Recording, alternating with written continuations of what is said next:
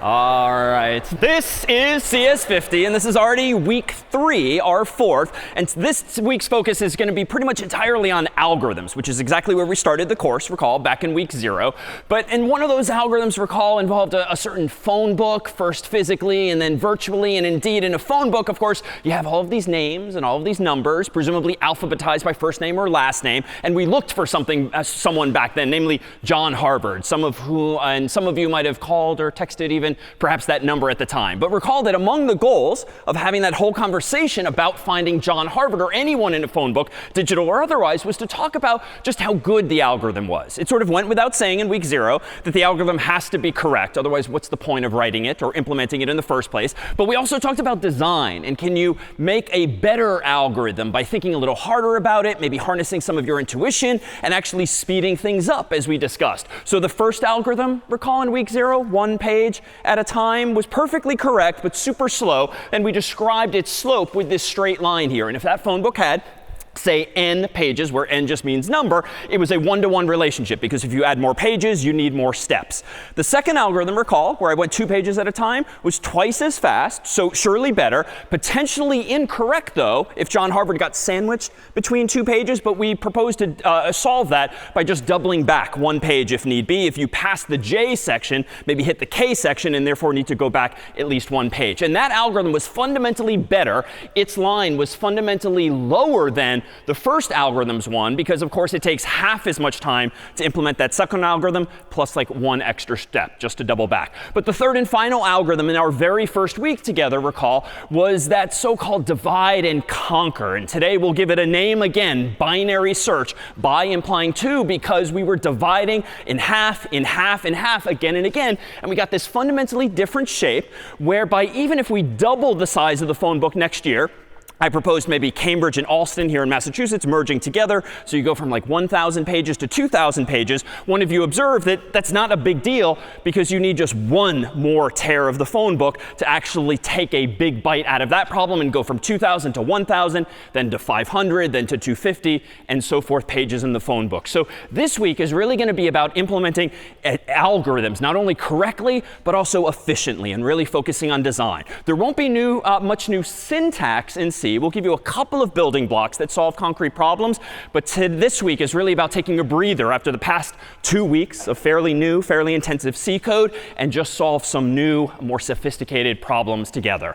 So let's consider how we can go about solving problems involving data. Like, case in point, phone books are a good example insofar as they represent a decent-sized data set that ideally is in fact sorted alphabetically or otherwise. And in the real world, like, we are searching for, we are sorting information all of the time. Like, odds are within the past hour or so, all of us have used Google or some search engine in some form. How does Google get us search results like that?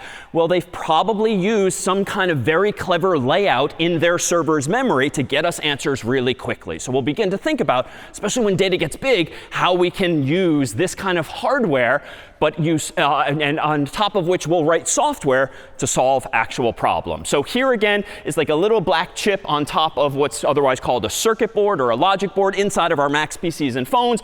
If, though, we abstract this away and just assume that if this big chip here represents like 1 gigabyte of memory, 1 billion bytes, or 8 billion bits, well, surely we can just arbitrarily but consistently number them. Like, this is byte 0, this is byte 1, byte 2, dot, dot, dot, byte 1 billion, all the way down here in the bottom. So we can address our memory in this way. So let's forget about the actual hardware there, and now talk about what really is going on inside of the computer's memory, borrowing ideas from last week. So if this is just a canvas of memory, each of whose squares represents 1 byte of memory, how can we go about laying out information, be it names or numbers or web pages or anything else? Well, recall that we divvied this memory up into chunks last time, and we called this an array.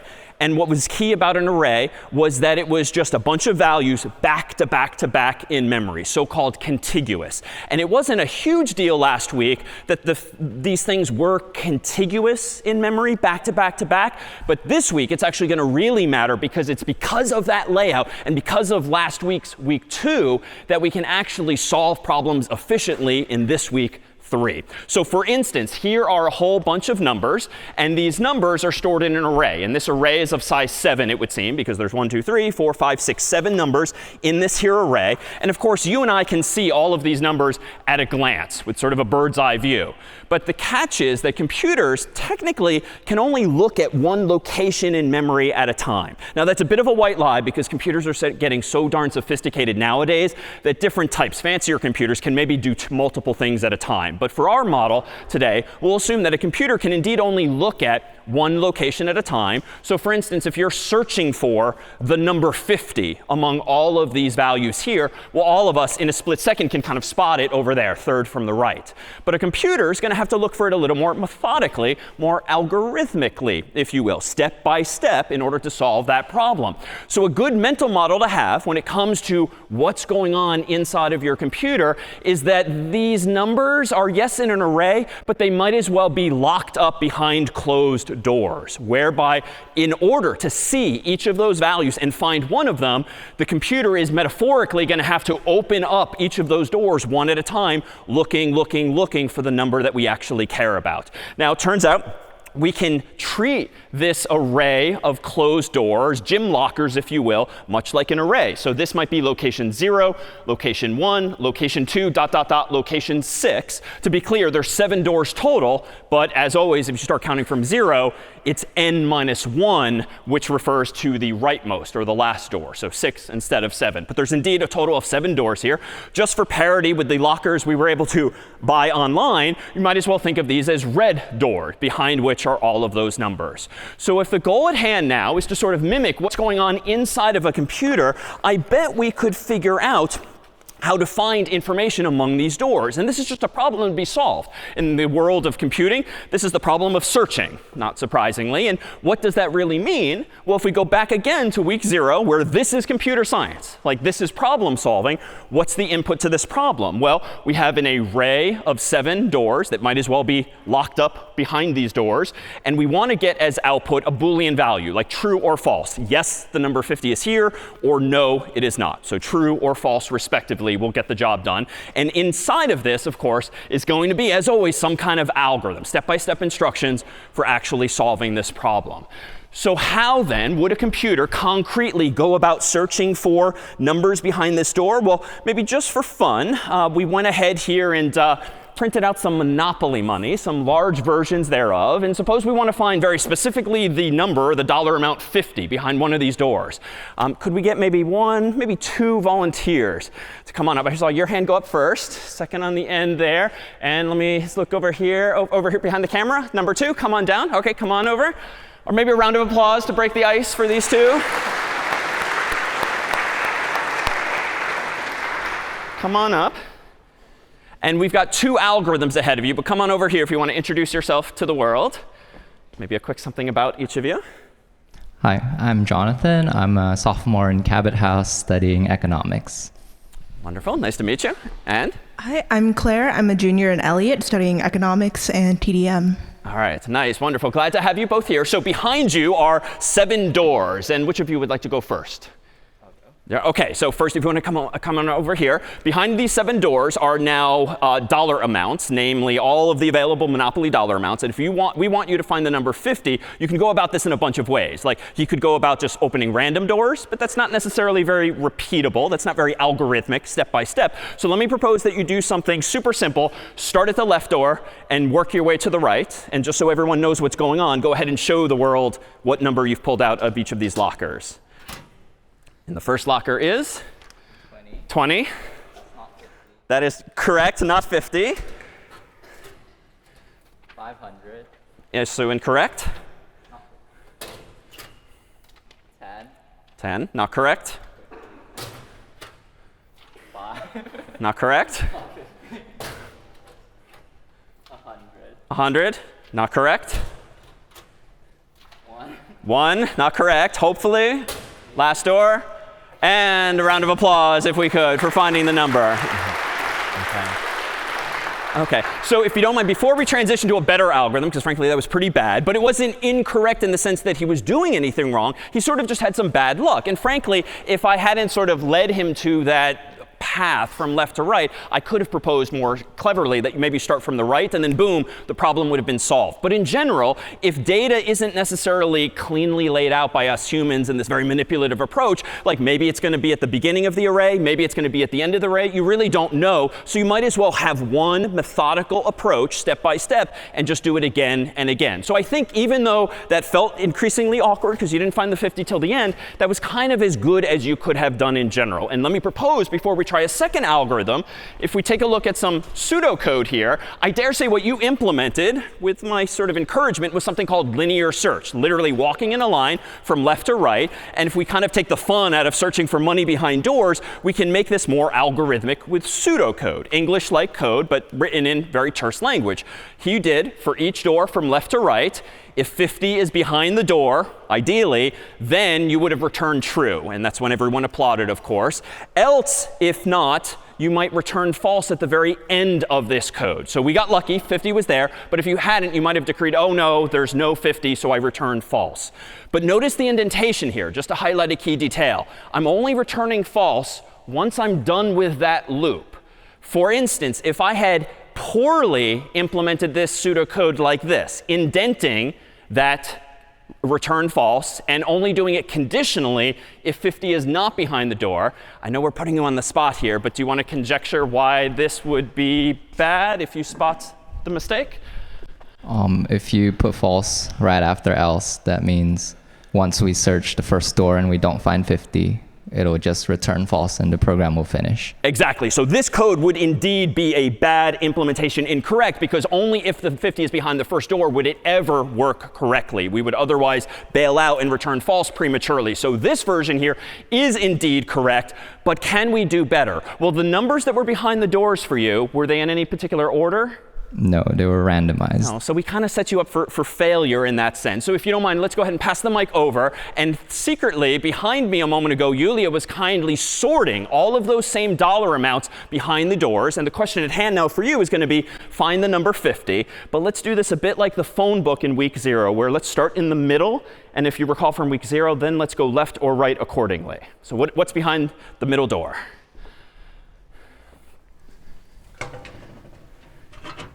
And we have? It's 20. 20. So not correct, but what do we now know? 50 is in which direction? To the right. All right, so to the right. So go to the middle of the right. So that leaves you with these 3 lockers. In that middle door now? It's 100. 100. So too big. So what do you now know? It's going to be to the left. Has to be logically, if it's there at all, in between those two. And now we get your round of applause much 50. faster than before. All right. So this then, if I can step over here before we give you a parting gift, this is where we left things off a moment ago. And in linear search, line from left to right, we checked each door. But just to make things a little geekier now and a bit more quantitative in nature, that really is the same thing as slapping numbers on this problem, whereby the first door we're going to call 0. The last door we're going to call n-1 if we start to treat these lockers not as physical objects, but as arrays instead. So in that same spirit, let me propose that when we found the number 50 this time, we took a fundamentally different approach, just like week 0 when we did divide and conquer, aka binary search. Binary implying we split the problem in 2 and 2 and 2 by going left or right each time. And the pseudocode that you might have arguably just implemented looks a little something like this. If 50 is behind the middle door, well, we got lucky, and we can simply return true right away. But if it's not, if 50 is less than the value at the middle door, we could have gone left, even though you didn't need to. Else, if 50 is greater than that of the middle door, we could search right, and you did do that. But there's a 4th scenario here. And we talked a bit about this in week 0. Do you spot what other scenario I might want to consider? If it's either in the middle or to the left or to the right, what else might happen? So what else might happen? It was that 4th scenario. Yeah. So it might not be there at all, right? I could have really set you up for failure by not putting the 50 there. And in code, though, we need to handle that, because I conjectured in week 0, when you don't handle all possible scenarios, that's when the computer crashes or freezes or just something goes awry. So if there are no doors left, you sort of run out of possibilities. Logically, we had better make sure we return false. So before we give you both maybe one final round of applause, wonderfully, Monopoly makes its own Harvard edition for Cambridge. So we have a nice parting gift for both of you today. Thank you both for coming on up. All right. So just to now make that algorithm a bit more quantitative, instead of just saying middle, middle, middle, let's use a bit of array syntax here now too. So this is the same exact pseudocode for that algorithm, binary search. And so the first condition is the same. If no doors left, just returned false. But if 50 is behind doors bracket middle, and again, I'm sort of stealing some syntax from last week where we introduced square brackets for arrays, but I'm still using pseudocode. So this isn't C per se. But by doors, I mean the array known as doors. Bracket middle, I mean whatever the middle number is, the middle index is, go there. If you found it behind the doors bracket middle, return true. Else, as we enacted a moment ago, if 50 is less than the middle door, then go ahead and search what? Well, instead of saying search to the left and search to the right, let's make this again more precise today. Search the array of doors from location 0 all the way through location middle -1. So what do I mean by that? Here was the middle door. And even though this is not what we did a moment ago, if we were to go left, here's bracket 0, the first door. Here is middle -1, because if this is middle, -1 is immediately to the left. And this is why this algorithm would indeed have us searching the left half. Equivalently, if 50 is greater than doors bracket middle, then search doors middle +1 through doors n-1. Well, the end of an array, if 0 indexed, that is, you start counting at 0, this is always n-1. If this is middle +1 is here, and this is exactly what you just did, searching the right half of those doors. So we have this translation then from sort of the intuitive pseudocode from week 0 into now the more technical expression of arrays and array syntax here this week. And that's something now we'll begin to build on over the course of writing and implementing some of these problems here today. So if we now have algorithms that both solve the same problem, just like in week 0, which of those algorithms was better? The first one, which we called linear search, or the second one, which we called binary search? They're both correct, I would claim. So which is better? Which is better design? 2. And why do you say that? OK, so 2 is more efficient insofar as the second algorithm, if I'm thinking back, only took 3 steps. She only had to open up 3 of the doors, whereas the first algorithm, linear search, actually took as many as 7 steps. And in fact, we'll see some math underlying this. But it would be nice now if we could really compare the design of, the efficiency of algorithms a little more rigorously than just saying one is better than the other. Let's see if we can slap not some numbers on it, but maybe just some very simple arithmetic or algebraic formulas that allow us to compare two algorithms, so that in the real world and in problem sets and in projects in the future, you can sort of make a more quantitative claim as to which approach is indeed better. So when we talk about running time, we literally mean that, like how much time does it take for a program to run. But we don't necessarily count in terms of seconds or ticks of a clock more generally. Instead, we'll try to count the number of operations that an algorithm takes. So for instance, this was a way of analyzing the running time of 3 algorithms way back in week 0. And I did introduce a bit of jargon whereby I was using expressions like n to represent n pages, or n divided by 2 to represent half as many pages. And even though I waved my hand at week 0, log base 2 of n is mathematically how you would represent the idea of dividing something in half, in half, in half if you start with n pages. So those are 3 formulas. But it turns out that at least 2 of these algorithms from week 0, they're pretty darn similar to one another. Indeed, literally, 2 of these are straight lines, even though the slope is slightly different. The other one is fundamentally curved and therefore different, and indeed we saw better. But let's get out of the business of worrying about maybe constant values, like dividing by 2. We really want to care about when algorithms are sort of fundamentally better than one or the other. So case in point, here are those same 2 algorithms from week 0. This was turning 1 page at a time. This was turning 2 pages at a time. Honestly, if I wanted to speed things up by a factor of 2, why don't I just use a faster Mac, a faster PC, right? Nowadays, I could literally wait like 1 year, and next year's computer will be practically twice as fast, it would seem, than the first. And so if we start to try to compare the efficiency of algorithms, it would be nice if they're sort of resilient.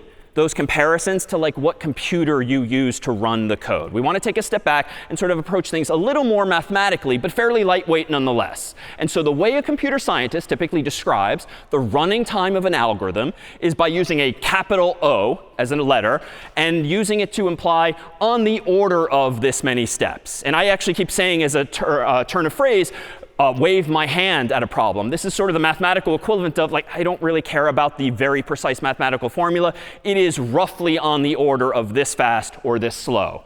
So what this means is that if you want to describe the running time of this algorithm, this one, or this one, syntactically, you literally write on a piece of paper or an essay or the like, big O, and then in parentheses, a little mathematical formula that describes how the running time relates to the size of the problem, just like this XY grid.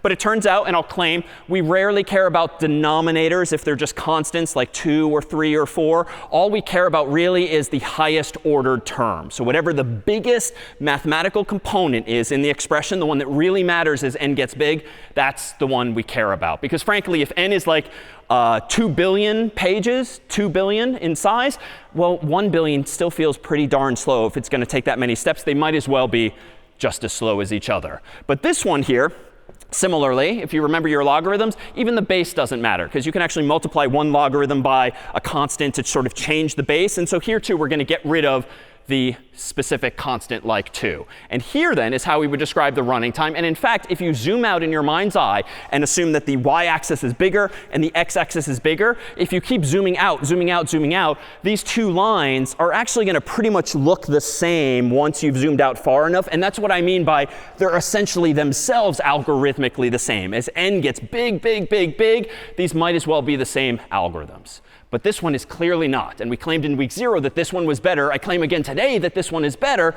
And now we'll begin to slap some formulas on the evaluation of these algorithms so that we have a better sense of what algorithm is better than someone else's. And indeed, in the real world, when you talk about what makes someone a good programmer, what makes someone a good engineer, is sort of having an intuitive sense with practice and with time of how you should write your code so that it maybe has a better running time than some other algorithm. Because when you start working at Google or Microsoft or working in medical data sets or financial data sets and the data is really big and is really big, you probably want to be as efficient as possible. So this here capital O is generally called big O notation. Not particularly technical, but that's indeed what it's called. And here, for instance, is a little chart of very common runtimes. You can use any mathematical expression, but almost always in the context of computing, at least introductory type algorithms, this is kind of the list of possibilities, even though there's infinitely many more. So among the algorithms we've considered thus far, what is the running time of linear search? Well, it's on the order of n. Because if there's n doors, like those behind me, in the worst case, consider how many steps might it take me or take you? Like, it will take n steps, specifically 7, but n in the general case. And so big O is very commonly used when you do want to think about the worst case. Because honestly, who really cares if you got lucky and the first door you opened had the number you're looking for? That doesn't really generalize. And that's not a good argument within Google. Well, hey, once in a while someone will get lucky and we'll really return them a search result quickly. You want the general case to be fast. And so linear search, really in the worst case, like which customer is going to be the least happy with our Google code? Linear search sort of describes that, an upper bound, so to speak, on how many steps it might take.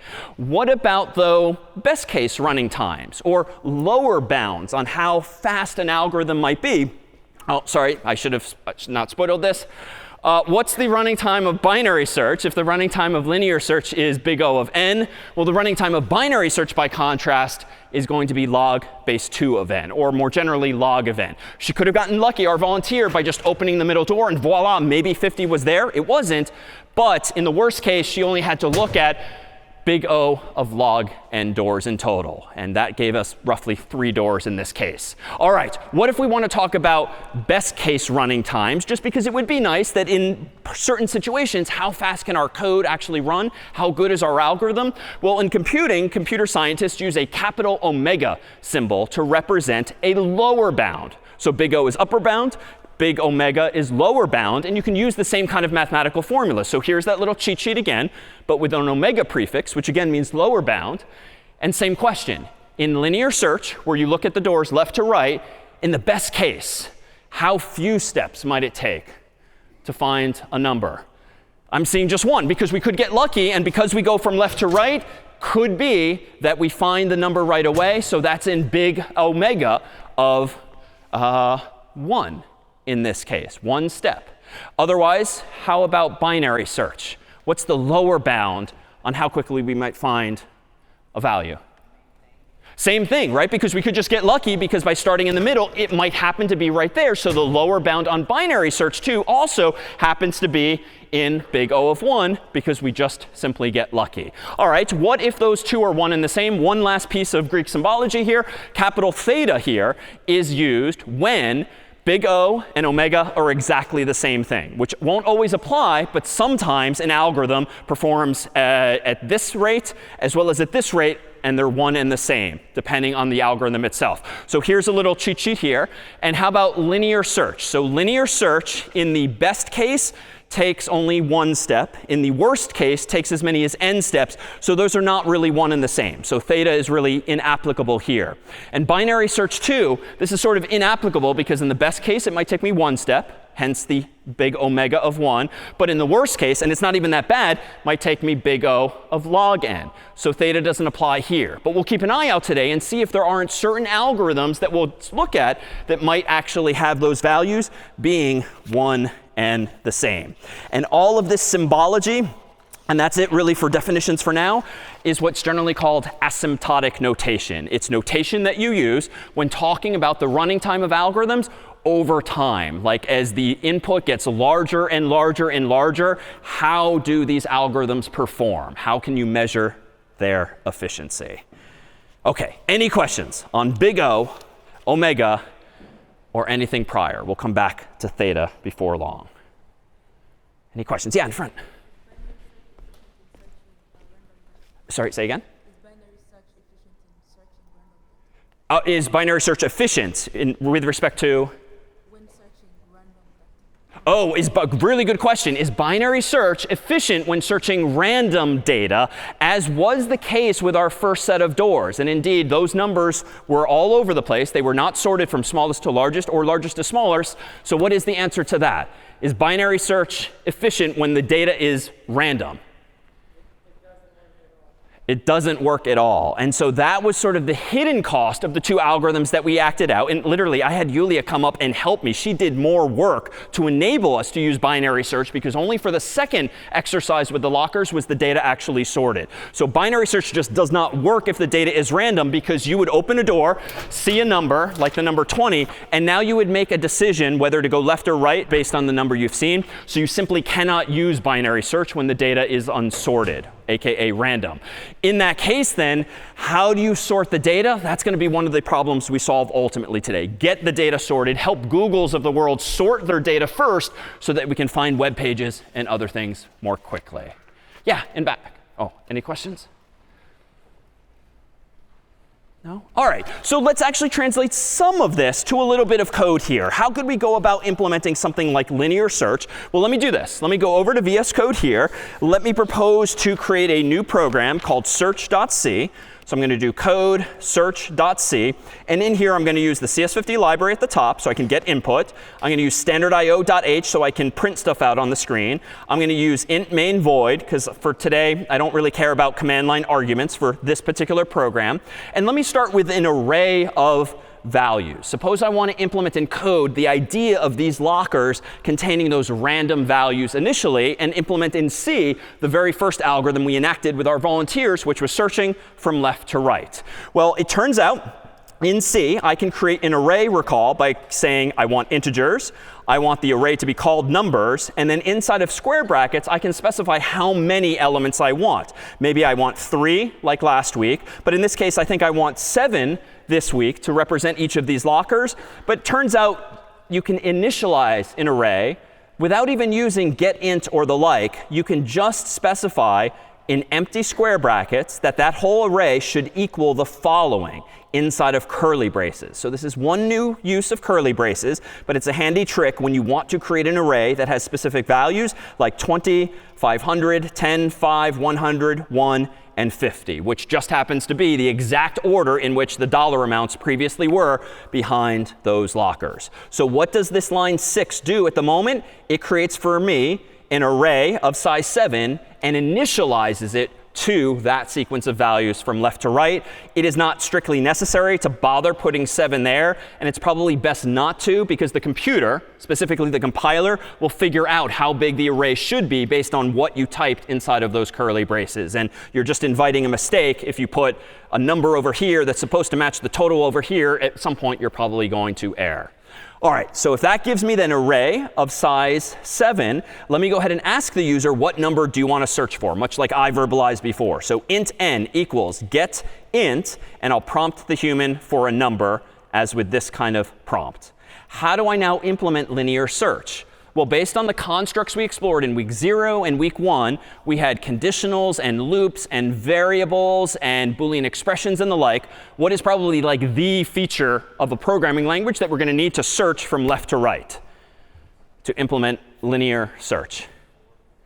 A for loop, probably, or a while loop, but a loop in general. Why? Because I could use like 7 conditionals, and I could say if the numbers bracket 0 equals this value, then return true. Else if numbers bracket 1 equals this number, then return true. But that's not very general purpose. If we're going to have all of these conditionals, let's just have one that asks the same question by just changing some variable. And a for loop is often the paradigm. So for int I equals 0, I is less than 7, I plus plus, and this code alone sort of sets me up to implement what our first volunteer did from left to right with the lockers. What's the question I want to ask? Well, does the array of numbers at the current location I equal the number n that we're actually looking for? So does the number behind the first door, second door, third door actually equal 50, for instance, or whatever's typed in? And if so, let's go ahead and print out something clear like found \n. Else, I don't think I want to do this. Printf not found. So let me for a moment sort of poorly implement this. What have I done wrong with this code? Yeah, in the back. Yeah, I don't want the if in, I want the if inside the for loop, but not the else inside the for loop. Why? Because that would be the equivalent of starting at I equals 0, opening the door, and then concluding I have found or not found the number without even allowing us a chance to keep going, because we're going to spit out sort of unilaterally not found, even though we just haven't found it yet. So I don't think I want to do that, but I think what I can do, for instance, is as per the slide a bit ago, if I, at the end of my loop, get all this way, then I think I can print not found. But I think logically, even this might be imperfect. So let me go ahead here and do make search, enter. Seems to have compiled OK. So new syntax errors, /search, enter. What number do I want to search for? I'm going to go ahead and type 50 and hit enter. And still I have a logical bug. It's saying found, but also not found. Why? Even though I moved that line of code outside the loop, which is correct, but there's still something wrong here. Yeah? Yeah, the iteration still ends up leading us to this final line. Why? Because we're going to go all the way from 0 to the end of the array again and again and again, hopefully printing out found when we find it.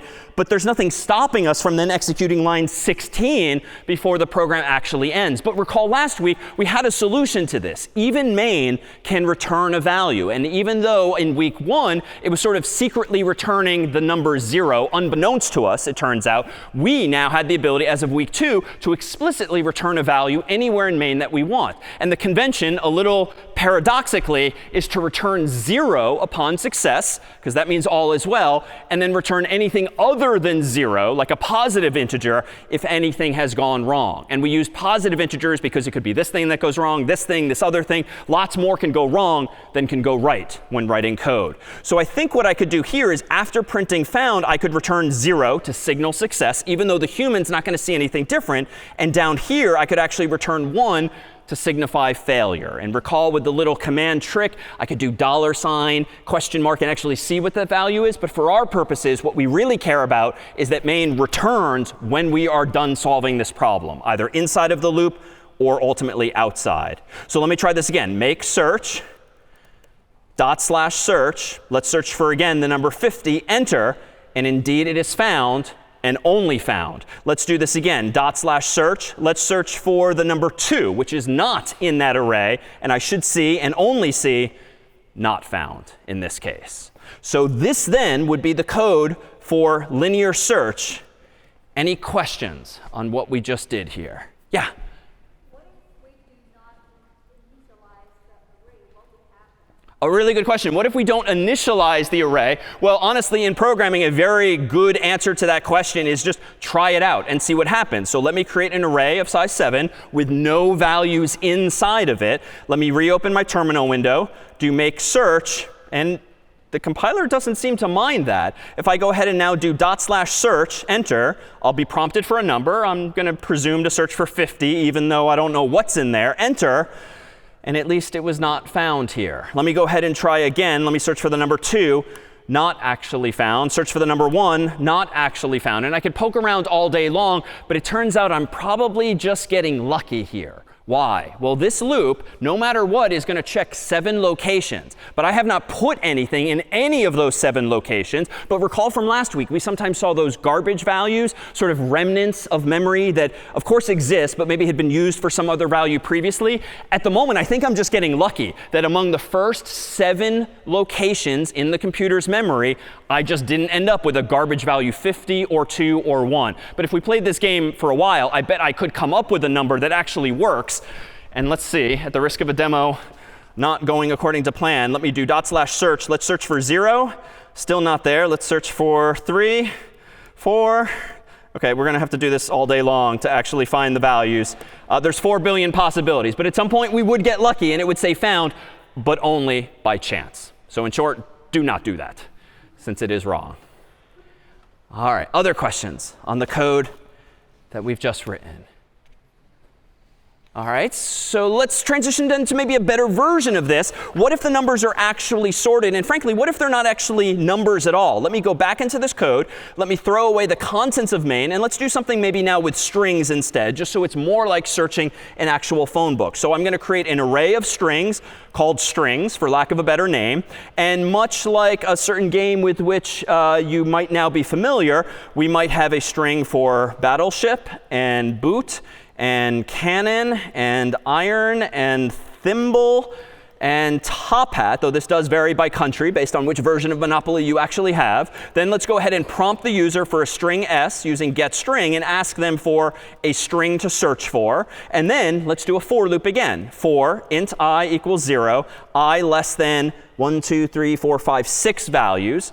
I'm hard coding 6, and I don't like that, but we'll come back to that idea in general of figuring out what the length of that array might be. But for now, I'm just going to hard code it. But that's not indeed good practice. I++. Inside of the for loop, now let me go ahead and do this. If the ith string, or the strings at location I, equals s, then let me go ahead and print out, as before, found. Let me not make the same mistake as before. So let me immediately return 0 to signal success. But if we don't find it anywhere in that array, let's go ahead and print out not found. And then let's go ahead and return 1 just as before. So the only thing that's different now is I'm using strings instead of integers. But I'm otherwise looking for the ith string that might very well have the same value as s, what I have typed in. All right, let me go ahead and open my terminal again. Run make search again. So far, so good. /search. Let's search for maybe the thimble. Enter. It's not found. All right, maybe it's too far away. Let's search for again. Battleship. Enter. Not found.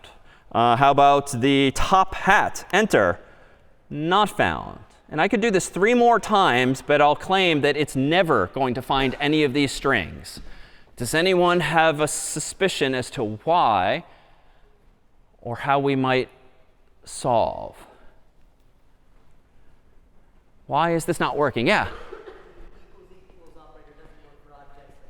Yeah, well said. So it turns out, and this is super subtle, equals equals is not how you can compare strings. And we'll see why, in fact, in greater detail next week. But for now, equals equals works fine for integers, for longs, for chars, and a bunch of other data types as well. But it doesn't actually work for strings. And for today's purposes, it's really because strings can be different lengths. And equals equals is only going to compare 2 values, but a string might be 3 characters, 4 characters, 5 characters, depending on how many characters I have typed in.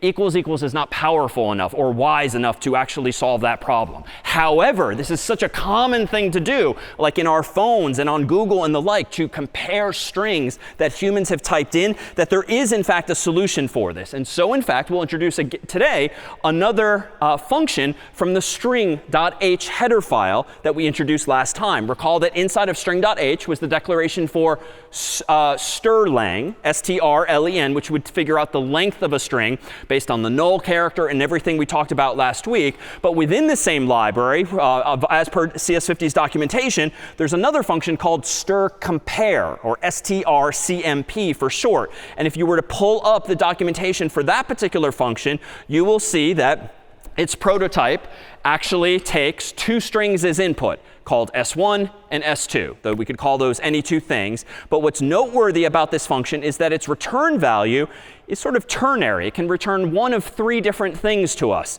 The function can return an int less than 0 if S1 comes before S2. It will return 0 if S1 is the same as S2. And it will return an int greater than 0 if S1 comes after S2. So strcompare is more powerful than just saying yes or no, these strings are equal. It can actually be used to alphabetize strings as well. Because what it's essentially saying is alphabetically S1 comes before S2, or S1 and S2 are the same, or S1 comes after S2 alphabetically. And alphabetically is a bit of a white lie. It's technically ASCII-betically, because what's being used is the ASCII values. So lowercase characters are going to be treated different from uppercase characters. So we say ASCII-betically because it's literally comparing the ASCII codes. But for now, I'm going to avoid that problem by just using lowercase everywhere. But if I want to use this function, let me go back over to my code here. And instead of doing equals equals, I have to use a function here called strcompare, passing in one string like like strings bracket I, and then the second argument, aka S2, is going to be the string I want to compare against. But I want to check the return value of that function. And again, what value should I check for if I want these things to be equal?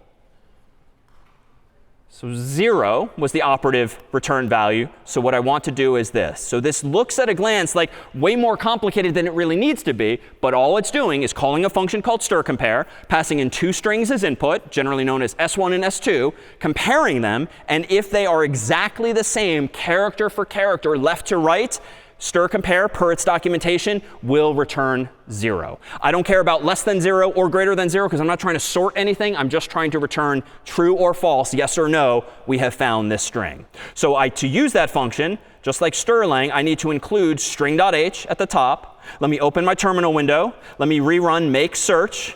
So far, so good. /search. Now let me search for thimble in the exact same array, crossing my fingers, and voila, now we have found thimble. And just for kicks, I'll do it twice more. Battleship, which failed previously, but this time not. Top hat failed previously, but not. This time I'll search for something like a car, which is not in the array. Enter, and that is in fact not found. So a subtlety, because strings, as we'll soon see all the more, are indeed a bit different from just comparing simple values like integers, chars, and the like. Questions on what we just did with strcompare or searching for this thing linearly in this way? No? All right, well, why don't we graduate to like more of an actual phone book? Right now, I'm just kind of searching for arbitrary strings. Let's make something that's a little more involved, but uses these exact same ideas. Let me go ahead and code up a file called phonebook.c. At the top of the file, I'm going to include those exact same files. So include cs50.h, include standardio.h, include proactively this time string.h. I'm going to create my main function. No need for command line arguments today. Inside of main, I'm going to give myself now 2 arrays just so we actually have both names and numbers. So for instance, I'm going to do this. An array of string called names. And in that array, I'm going to have 3 of us. So inside of curly braces, I'll have Yulia, who kindly volunteered earlier as well, me, and how about John Harvard as always, whose number we'll search for. Then let me go ahead and keep track of not just the names in this phone book, but also the numbers. So string, numbers, and then equals. And then the numbers I'm going to put here are going to be, for instance, how about +1, -617, 495, 1000. Yulia and I will have the same Harvard directory number, so +1, 617, 495, 1000. And then John Harvard will have his old number, +1, 949, 468-2750, which, just for an Easter egg, you're welcome to text or call sometime. All right, so now I have 2 parallel arrays, if you will, from left to right that are both mapping names in one array to numbers in the second array. And actually, if I want to keep this thing sorted, that's kind of on me. And I don't really care about that for now. But if I wanted to sort this, notice that I'm actually going to need to move Yulia's name there and move Yulia's number to the end here. But otherwise, we still have an array of size 3 for each of names and numbers. Let's go ahead now and search for someone's name and therefore find their number. So let's prompt the user for a string called name using getString and ask them, what name do you want to search for in this phone book? Just like before, let's use linear search to keep it simple. For int I equals 0, I less than 3 this time because there's 3 people involved, I++. Then inside of this for loop, let's do the same correct technique as before. If the return value of stir compare passing in 2 values. What are the 2 values I want to pass into stir compare here in order to check if we have found a person's name? What could the first one be? Feel free to just shout it out. What am I searching for? The user has typed in name, but I want to compare it against. Yeah, I think names bracket I. So like if the ith name is the same thing as the name the human typed in, and I know that because stir compare will return 0 for me, then I can go ahead and say, just as before, found. And just for kicks now, let's go ahead and actually print out what that person's number is rather than just say found, quote unquote, by outputting numbers bracket I. So this is to say, if we find in names bracket I the person's name that we're searching for, then go ahead and print out that same person I's number. And so that we don't accidentally say not found later, let's return 0 immediately. Otherwise, down here, let's say not found with no number, of course, and then return 1 to signify error. So if I hide my terminal window, this is sort of a simple implementation of a phone book on like an iPhone or on an Android phone when you're searching for your contacts, top to bottom or left to right. So let me go ahead and run this in my terminal. I'll do make phone book, enter. So far, so good, /phonebook. And if I search for John by his name, properly capitalized, enter, I indeed found John Harvard's number to be +1 949 468 2750. This then is correct. What, though, is arguably poorly designed about this program, even if you yourself are still newish to programming? What's bad about this design here, might you say? Any instincts?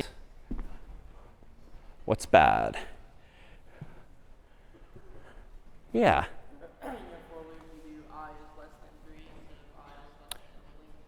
Good. So I don't like that. The fact that I'm using this so-called magic number, which means just hard coding a value that you're trusting is not going to change or that you'll remember to change it. I don't like this. So that's a really good observation. What else might you not like instinctively, even if, again, these concepts are new? And often, yeah. Yeah, we're again on sort of the honor system here that we have these 2 arrays, and the onus is on me, the programmer, to make sure that they line up. And case in point, when I manually went back a moment ago and moved Yulia to the end of the names array, I had to remember to move her number to the end of the numbers array. And that just strikes me as very fragile, so to speak, right? It's just too easy for me or a colleague to screw up this code by forgetting that sort of lower level detail. We're just trusting that names and numbers do stay aligned, and they have the exact same number of of people in them and the exact same number of numbers in them as well. So we have an opportunity now to sort of do better than this. And besides arrays, which we've already seen do solve a lot of problems by letting us use one variable to store bunches of things, wouldn't it be nice if there was another type of variable that's not int, that's not string, that's not char, that's not float, or any of those that we've seen already? Wouldn't it be nice if there's like a person data type in C, where I can actually create a person in my code, and a person in this world shall have a name and a number? Heck, if we were implementing students, maybe a student could have a name, a number, an email address, a Harvard ID number, or Yale ID number, or the like. You could imagine encapsulating, so to speak, a bunch of different types of data inside of one larger data type. And generally, when we talk about data structures, we mean exactly that, some kind of container for multiple types of data. So a custom data type, if you will. So for instance, if I wanted to create an array of people, wouldn't it be nice if there's a data type called person? So I could use code like this. Give me an array of people, and I don't know how many yet, but give me an array of people, each of which is of type person. So instead of string, instead of int, I'm saying person. And in English, I'm pluralizing the name of the array as, obviously, people instead. But that doesn't exist with C. Like, there are no student data types. There are no people data types. There are no professor data types. Any of these things that you might imagine in the real world don't come with C. All you get are strings and ints and floats and those lower level features.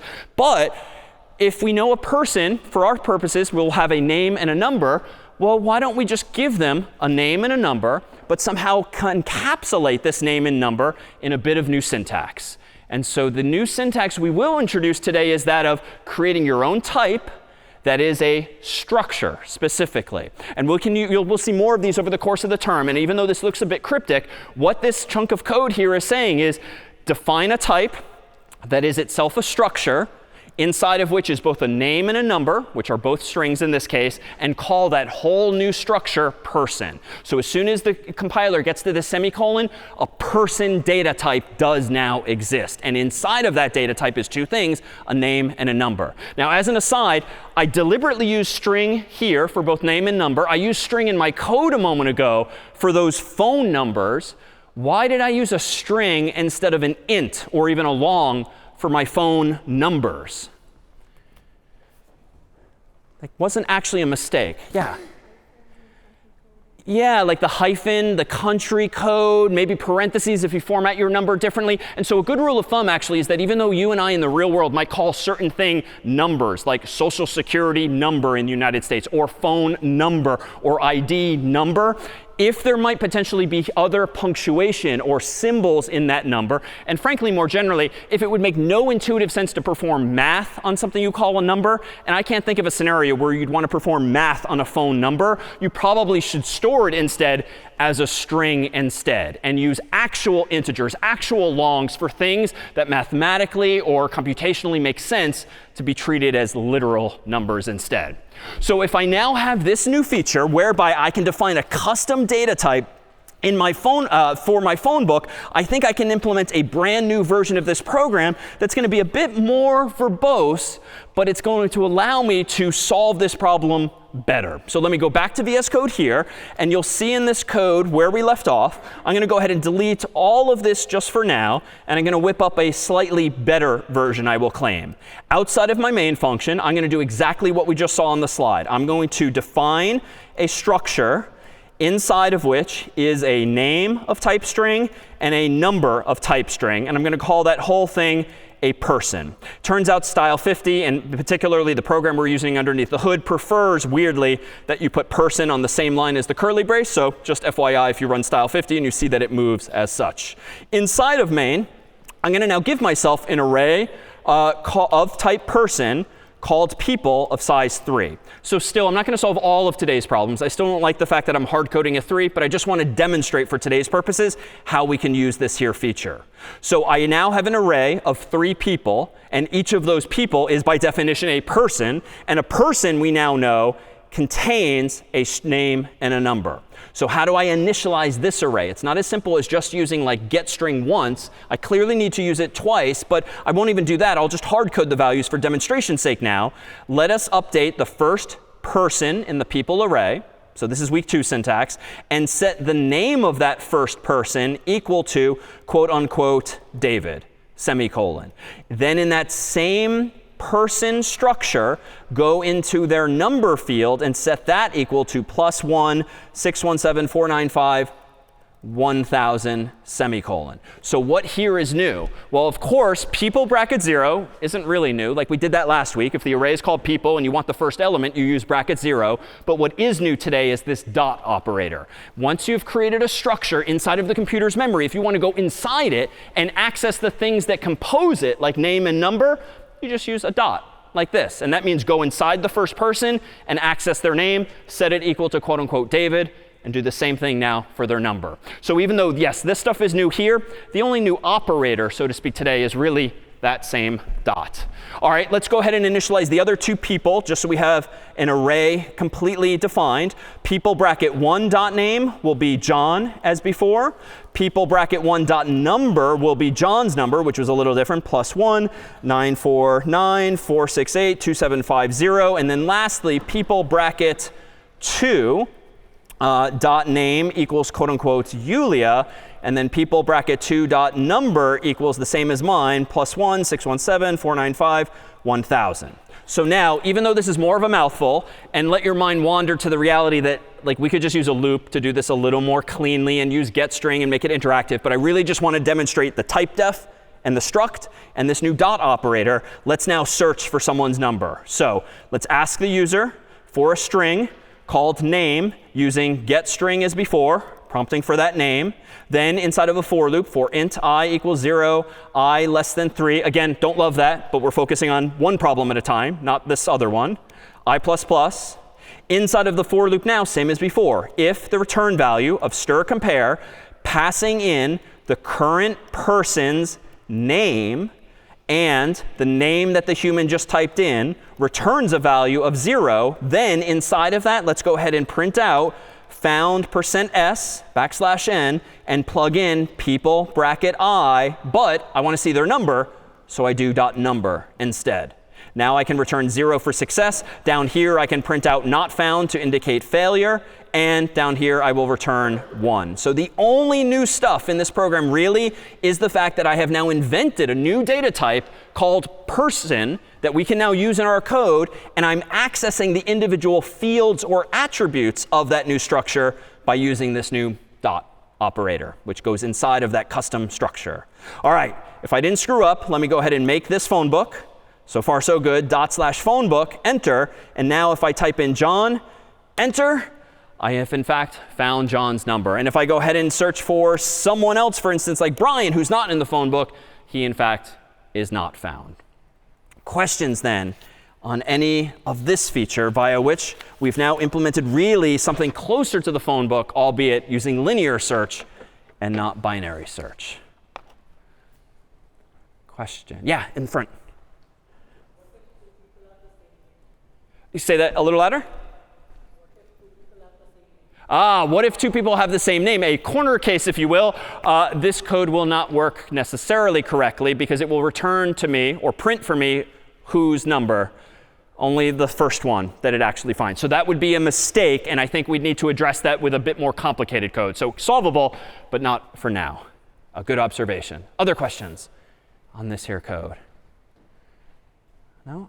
All right, well, let's then tee up an actual solution to this problem, namely, if I want to use binary search, like I can't yet unless I manually sort those arrays, just as Yulia came up earlier and kindly sorted the dollar amounts that were inside of these lockers. Now, she and I kind of coordinated in advance, so she knew exactly what to put in what. But if she were just handed a list of numbers or a stack of papers, each of which was a different denomination of bill, like there's not necessarily obvious how we would go about solving this problem, sorting the values. And after all, even though the phone book that I tore in half in week 0 and the phone book I keep referring to on my phone and yours is presumably sorted by first name or last name so you can find names and numbers quickly, well, how much effort is required in sorting those names and numbers? So case in point, if, for instance, I handed you all of these sheets of paper on which are these different dollar amounts, and they weren't necessarily in any particular order.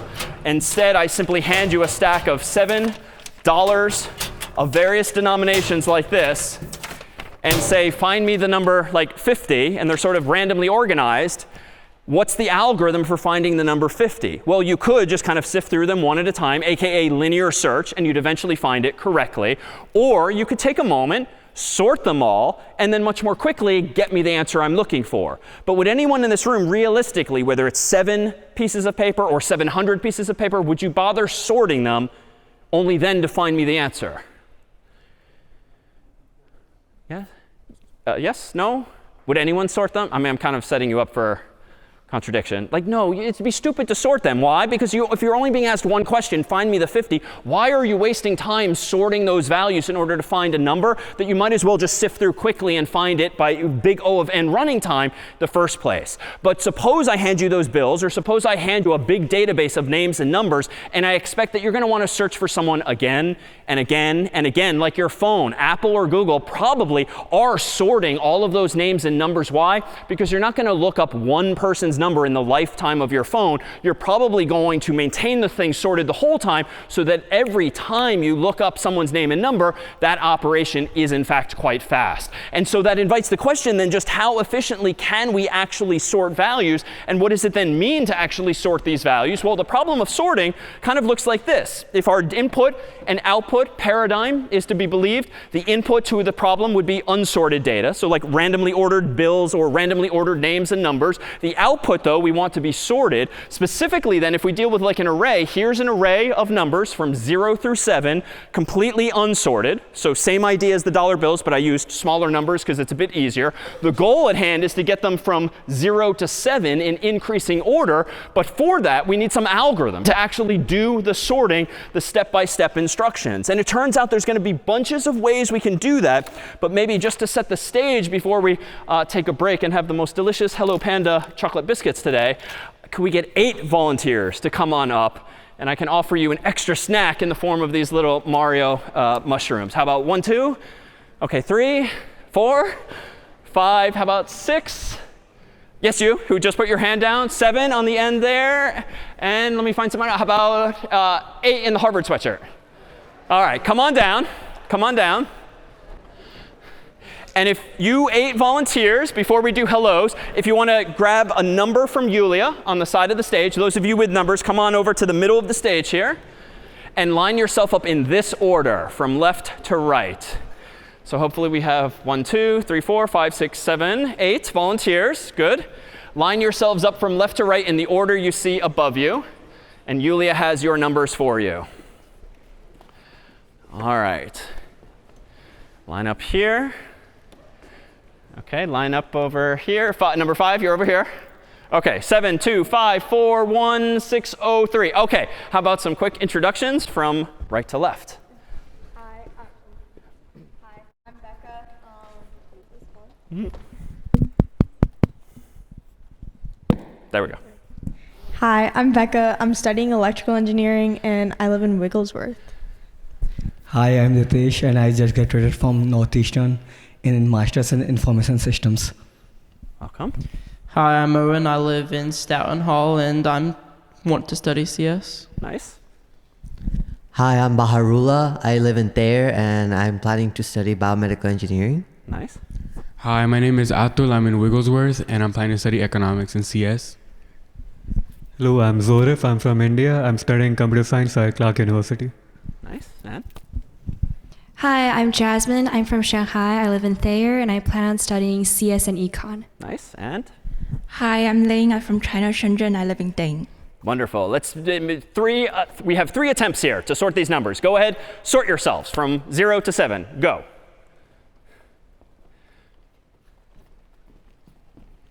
One of you had it easy.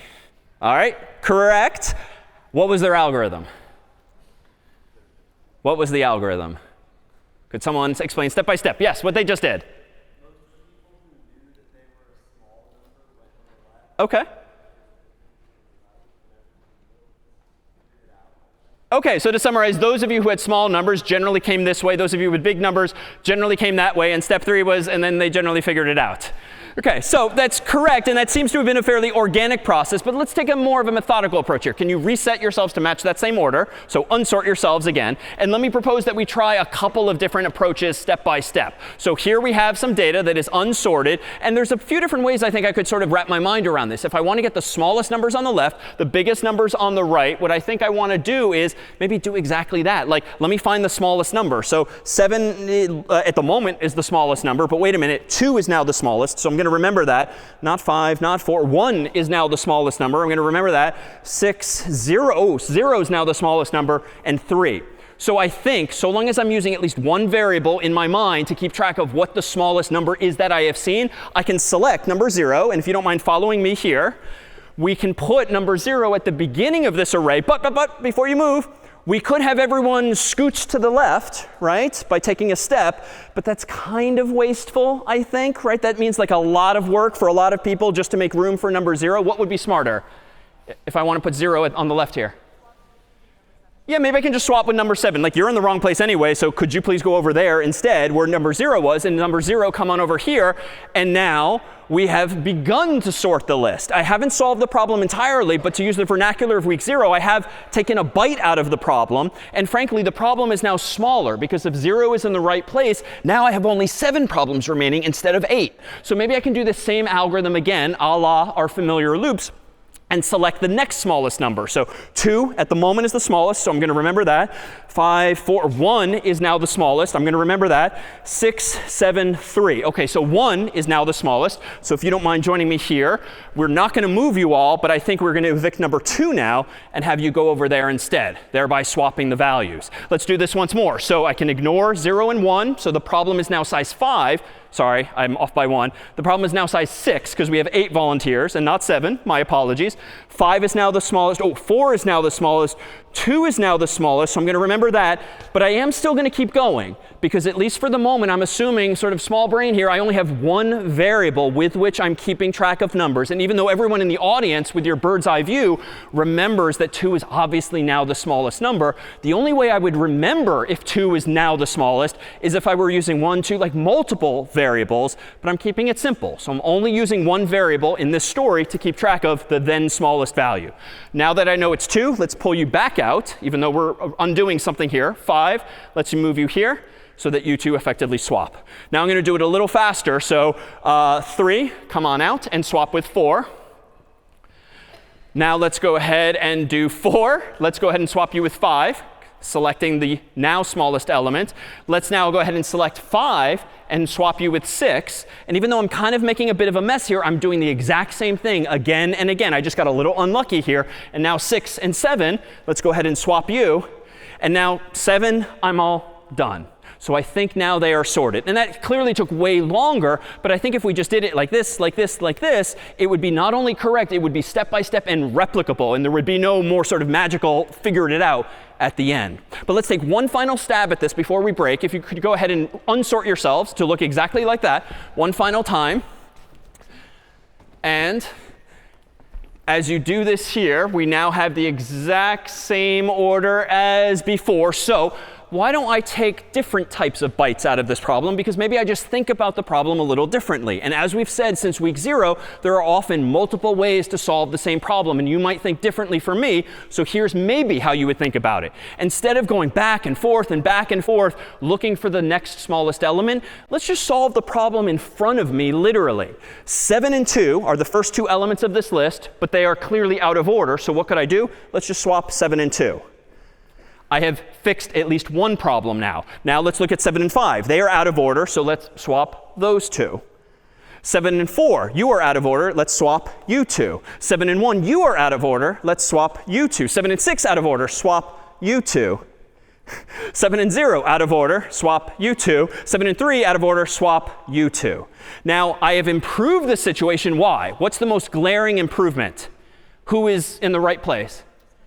Like 7 is in the right place. So even though my algorithm was fundamentally different, I looked at pairs of people adjacently, and I swapped them if and only if they were out of order. I did take a bite out of this problem. I have solved the problem of 7. And so now if I do this again, I can essentially ignore everyone at this end of the list because the biggest number thus far has sort of bubbled up to the top. So I bet I can do the same exact thing by just taking these small bites out of the problem. 2 and 5, you're good. 5 and 4, swap. 5 and 1, swap. 5 and 6, good. 6 and 0, swap. 6 and 3, out of order, swap. I don't have to even look at 7 because I already solved that problem. Now I've taken a second bite out of the problem. Now, even though I'm going back and forth in a different way, I'm focusing more locally on pairs of problems. 2 and 4 are good. 4 and 1, swap. 4 and 5, good. 5 and 0, swap. 5 and 3, swap. Don't have to touch 6 or 7 anymore. So I'm nearing the end here. 2 and 1, swap. 2 and 4, stay. 4 and 0, swap. 4 and 3, swap. Don't have to look at 5, 6, 7 anymore. Now back here, 1, 2, you're good. 2, 0, swap. 2, 3, stay the same. Don't have to look at 4, 5, 6, or 7 anymore. Down over here, 1, 0, swap. Now I could just stop, but again, I don't have as the computer this luxury of this bird's eye view. I only know if I'm done by going through the full algorithm. So 1 and 2, good. 2 and 3, good. 3 and 4, good. 4 and 5, good. 5 and 6, good. 6 and 7, good. But I'm going to do one last pass because I previously made a swap. And I think what I could do is stop if and only if I make no further swaps. So let's do this again. 0, 1, 1, 2, 2, 3, 3, 4, 4, 5, 5, 6, 6, 7. Now, I would be crazy to repeat that process because why bother going back and forth across the list if I've done no work? So I think I can conclude that the lists are now sorted. So it turns out that what we have just done is implement 2 different algorithms, 2 of many different algorithms via which you can actually sort values on the screen. After our 10-minute break, complete with cookies, we'll come back, translate this to code and something more algorithmic. But finally, a big round of applause for our volunteers. And come on over this way. See you in 10. All right, we are back. So let's slap some names on the 2 algorithms that we just did with our volunteers, the second and the third algorithm in particular, that were much more formulaic. The first of which we're going to call selection sort. And I very deliberately was using language like, let me select the smallest element and select the next smallest element. Selection sort does exactly that. And let's make it a little more rigorous now in the context of these same doors. So recall that anytime we've talked about the lockers for searching for information, the leftmost door is going to be bracket 0. The rightmost door is going to be bracket n-1, where again, n is the number of doors. And if we start counting at 0, as always, n-1 is the end, which means mathematically this is n-2, and so forth, from right to left. So those numbers, 0 and n-1, should generally stick in your mind anytime we talk about arrays. So how might we implement in pseudocode what I walked our volunteers through more methodically for that second algorithm? Well, one way would be this. For I from 0 to n-1. In other words, initialize a variable, or a finger, if you will, and point at the first person first, and then generally work your way through the list from left to right in order to get it sorted. What do I want to do on each of those passes? Well, I want to do exactly what I did as with our volunteers. Find the smallest number between numbers bracket I, starting at 0, and numbers bracket n-1. So in other words, if you start counting I at 0, like any old for loop in C, you're going to compare everything between bracket 0 and bracket n-1. Then the next time around, you're going to compare everything in bracket 1 through n-1. Then bracket 2 through n-1. And that's why in the first algorithm, I was able to ignore everyone I had sorted behind me already. I was constantly shrinking the problem. And as soon as I found the smallest element, recall with our volunteers, I swapped that smallest number that I was remembering in my mental variable with numbers bracket I. And again, if you start at 0, that's why we evicted the first person, then the second person to sort of make room, instead of creating a whole bunch of work for ourselves and all of our volunteers by like having everyone shift over each time. We tried to at least do a little more efficiently than that. All right, so what really was happening maybe at a slower pace with selection sort if we had numbers like this? Well, if we consider this leftmost element initially to be bracket I in general, but of course it's still 0 and then 1 and then 2, and the end of this list is n-1, what did I do on my first pass with that first algorithm that we're now calling selection sort? Well, I first kept track in my mind of the smallest element I have yet seen from left to right. And the first element is going to be, by definition, the smallest element if I've looked at no others. So I'm going to highlight 7 as being equivalent to remembering 7 in my mind. But then I found 2, so I updated the variable. 5 is not smaller. 4 is not smaller. I eventually found 1, which is smaller, so I remembered that number instead. 6 is not smaller. 0 is smaller, so I remembered that instead. 3 is not smaller. And then that's why the next step, recall, was to ask 7 to move the 0 to the leftmost place, and then put 7 back where 0 once was. We could shift everyone over, but I was trying to make the point, especially with our array, that we only have a fixed amount of space, so you can't just kind of like make room for someone. We only had 8 locations in total on stage. However, we could have shifted everyone, but it felt like undue work. The reality is it's not going to make a huge difference to the analysis of the running time of this algorithm, but it did feel like unnecessary work at the time. After I've done one pass of selection sort, I've really only taken one big bite out of it. I still had another 7, and then 6, and then 5 bytes to go. So the next iteration of this algorithm would indeed update I, so that now we're looking at I through n-1 here. And we would do the exact same thing again and again and again until we're all done with that problem. To see this a little more visually, give me just a moment here to pull up an animation thereof. I'll flip over to this screen in just a moment. But for selection sort, let me propose that we visualize this as follows. I'm going to go ahead and pull up on my screen here the following comparison sorting algorithms, which is a nice visualization that some friends of ours at another university made. And this array here represents numbers. Small bar is small number, big bar is big number. It just gives us more of a graphical representation of the same. So ultimately, I want all the small bars over here, all the big bars over there. And notice that there's clearly more than 8 of these, and they happen to be randomly sorted. What I'm going to do at the bottom of my screen here, there's some little playback controls. I'm going to go ahead and speed up the animation a little bit. And I'm going to go ahead on the top now and click Selection Sort. And what's going to happen iteratively from left to right is that they are using pink, just as I was using sort of my mind to remember which is the then smallest element. And you'll see that it sort of fixates in pink which the then smallest is, and then moves it to the left, moves it to the left, moves it to the left. And this just goes on, again and again. But you can really see, perhaps, visually now, how much time we're wasting. I mean, just like I was going back and forth across all of our volunteers, look at how many times the same bars go from blue to pink, because we're touching, that is, we're looking at the same elements again and again and again until we're finally done. So selection sort, as algorithms go, it's actually not very efficient. It's not very efficient. It doesn't have a very fast running time, really because of all of those extra comparisons. So in fact, we can sort of generalize this here. If I go back to where we left things off, and we originally had this array of numbers, well, if I've got 8 numbers to begin with, each pass is going to take the first pass is going to take n-1 steps, right? If I've got n elements, but I want to compare looking for the then smallest element, I have to compare one against like n-1 other elements. So if I want to do some back of the envelope calculations here as to how many steps, or more specifically, how many comparisons selection sort has me make, I would say that on the first pass from left to right, I did n-1 comparisons. Why? Because I started over here where there are 8 humans, and I looked for the smallest element, and I did so by comparing them. N elements, a total of n-1 times to compare them ultimately. So that's n-1 steps the first time. But that got me to having 0 in the right place. So then I had 7 steps, and then 6 steps, and then 5 steps, and so forth. So if I generalize this with n, instead of worrying about the specific number of human volunteers we had, that's like saying n-1 steps the first time, plus n-2 steps the second time, plus n-3 steps the third time, plus ... plus finally 1 step when I'm all done solving the problem. So how can I sort of work this out? Well, if you remember like the cheat sheet at the back of your math book, a series like this actually sums to n times n-1 all divided by 2.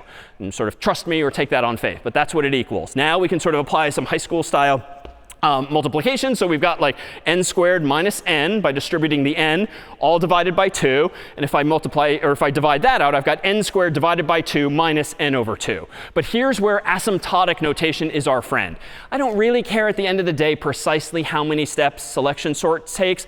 I want to know on the order of how many steps it takes. Why? Because again, I might have a fast computer or a slow computer. What I really care about is when n gets really big, what really impacts the performance of this algorithm? And I dare say that if you take a really big number and square it, that's a way bigger deal than just dividing by 2 or dividing by 2. In other words, the highest ordered mathematical term here is the n squared. That's the one that's really going to matter when we're talking n equals a million, a billion, a trillion. That's going to dominate all of the other characters. So if I use my asymptotic notation to describe the upper bound on the running time of selection sort, it's on the order of n squared. I don't really care about the precision when it comes to describing running times. So n squared, it's a lot. And you can see it visually with that visualization. All of the pink, all of the pink, all of the pink is because we were doing so many darn comparisons again and again. So is there a categorization we can do here? Well, with selection sort, it would seem that in the worst case, that algorithm might take us as many as indeed n squared steps. But what about the best case? What about the best case here when it comes to selection sort? Well, could it be omega of 1? Could we get away and just get lucky with one step to sort the thing? Would it have to be more using this same code? Well, consider then these doors here as being, again, representative of exactly what's been sorted. Could we get away with omega of 1? Or would it have to be something more? Well, here's that same cheat sheet as before. Does anyone want to conjecture, other than the person with whom I had a chat during the break with, as to what the lower bound on the running time of selection sort might be? Maybe n squared. Why do you say that?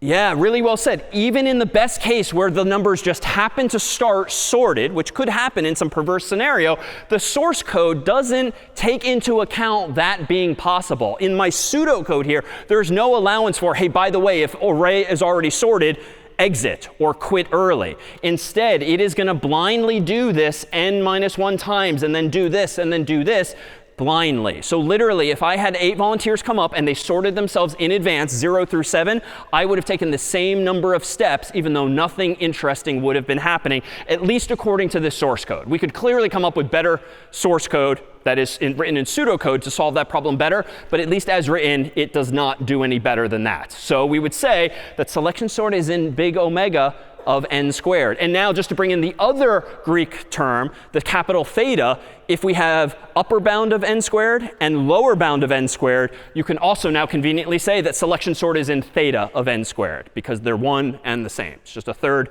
term we can whip out. What about the second algorithm now? Like clearly, if it was the second algorithm I proposed, maybe it is in fact better in some way, and not just because it might be a different way of thinking about the problem. Maybe it's better designed. Well, bubble sort similarly treats our volunteers as this array from element 0 to n minus 1. And here might be the pseudocode with which we could capture what we just did. Though I'm going to simplify a little bit for the sake of discussion, and I'm going to tolerate some of the unnecessary footwork of going back and forth simply to keep the pseudocode simple. But I'll stipulate that even if we were to optimize it a little bit vis-a-vis this version, turns out that asymptotically, it's still going to be in big O of the same thing. But we can do a little better on our lower bound. Repeat the following n times, just like Scratch. For I from 0 to n minus 2. So in other words, if you think of our human volunteers, I might be my left hand pointing at location 0 first. And then I want to compare each pairwise person. So I want to compare person I to person I plus 1. And that's what's really going on here. If numbers bracket I and numbers bracket I plus 1. So if the person my left hand is pointing at and the person my right hand is pointing at are out of order, then go ahead and swap them. But I do this a whole bunch of times, it would seem. I repeat this n times, and then inside of this loop, I also iterate from 0 to n minus 2. Well, why is that? Well, n minus 2. We don't normally talk about n minus 2, but if I'm comparing my 8 humans and sort of walking down the array like I was, I want to make sure that my left hand does not go to n minus 1, because n minus 1 is always the last person. So where would my right hand be pointing at? Sort of empty space. So I need to be careful. And if I'm comparing things side by side, I want my left hand, to go up to n minus 2, the second to last person, or second to last element of the array, so my right hand doesn't go over the end of the array itself. So subtlety, but that's why I tried to call it earlier, the n minus 1, n minus 2, just to give you a mental model for that. All right, so technically speaking, we can optimize this a little bit. And if we really get into the weeds, I only have to repeat this n-1 times. Why? Because once I get to the end of it, like the last person is sort of naturally sorted already. I don't have to worry about fixing one person. They will have bubbled to the right location. All right, so if we have this list of numbers, just as we had our array of volunteers, how can we think about this visually? Well, left hand is I in the story. Right hand is I plus 1. And what did I do? Again and again and again, I compared them. And if 7 and 2 are out of order, I swap them. 7 and 5, swap them. 7 and 4, swap them. 7 and 1, swap them. 7 and 6, swap them. 7 and 0, swap them. 7 and 3, swap them. And notice, just as with our humans, 7 bubbled their way up all the way to the end, leaving me with 7 more problems to solve. But at least I took a bite out of the problem. And in fact, on the next iteration, we would sort of come back and start over. But strictly speaking, we don't have to go all the way to the end this time. So bubble sort fundamentally sorts the array. But does it do it any faster? Well, here is how, again, we might write pseudocode like this. And let me propose 2 ways of thinking about the bubble sort running time. It turns out when you have pseudocode in front of you, or in the future, actual C code or actual Python code, once you have an eye for it, you can literally look at your code or someone else's and reason through how many steps each line of code should take. So for instance, how many steps will this first line take, where you're repeating something n-1 times? Like this one's kind of a gimme. It literally will take n-1 steps, because it's just saying what it is. All right, what about the loop inside of this loop? And technically in C, you could use 2 for loops. You could use 2 while loops. I'm just using English vernacular that is kind of simple as possible here. But what about this? For I from 0 to n-2. Well, this is technically a total of n-1 steps. Because if you start at 0, and then 1, and then 2, and then 3, all the way to n-2, you have counted a total of n-1 times. So the outer loop, by this analysis, is going to take n-1 steps. But every one of those interior steps is going to take n-1 steps. So there's some multiplication going on here. Do this inner loop this many times, but do that this many times too. And now how many steps does it take to check if 2 numbers are out of order? Well, that's just like comparing 2 numbers, left hand and right hand. So that's like 1 step. And sometimes I swap them. And all right, swapping them means like this person has to come out, this person has to come out, then they have to swap. So that's like another 3 steps. So maybe this is like 1 step if we just kind of keep things simple. Maybe it's 4 steps. I don't really care. It's a constant number of steps. No matter how big this array is, I'll claim that you can swap people in constant time. It might be 1 step, might be 4 steps, but it has nothing to do with the length of the array. It's only going to take the same number of steps to do that kind of swapping. So now you can multiply this out. n-1 times n-1 times, to keep it simple, 1 or 4, whatever. I'm going to ignore that factor. We can then figure out how many steps this whole algorithm takes. In fact, if I sort of write this out as before, n-1 steps times n-1 times, that gives me, if I sort of do FOIL or whatnot, n squared minus 1 n minus 1 n plus 1, combine like terms, n squared minus 2n plus 1. And here too, like I don't really care about this level of precision. If I wave my hand out the details, this is on the order of n squared also.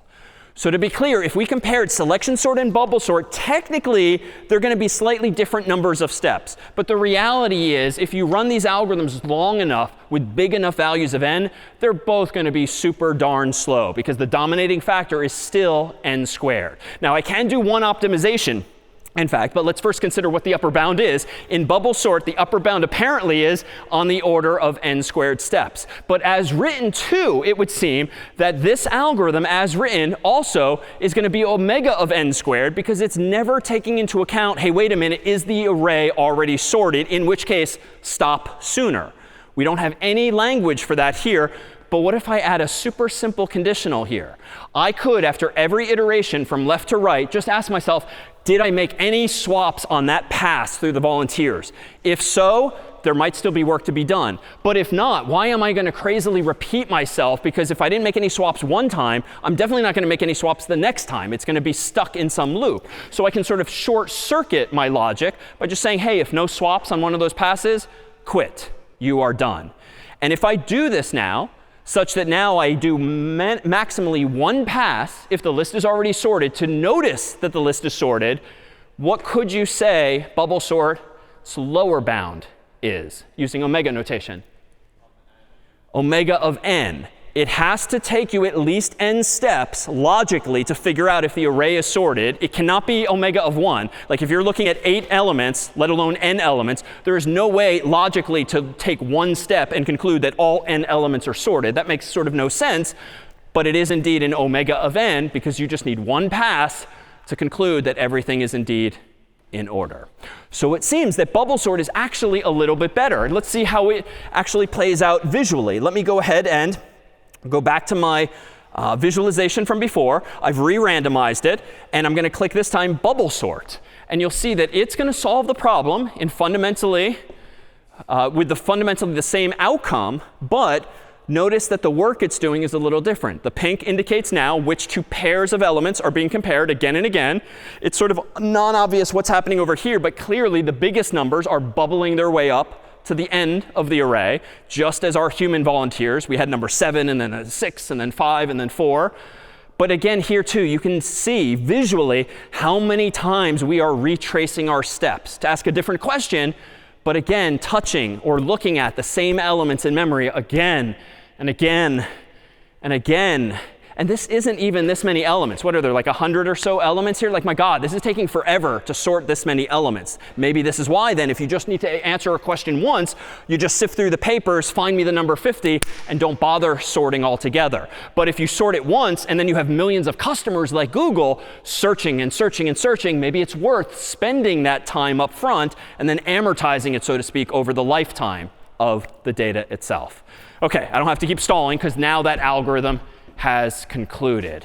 So to be clear, with that optimization in bubble sort, we can make it sort of better than selection sort, but ultimately it's going to be still on the order of n squared steps.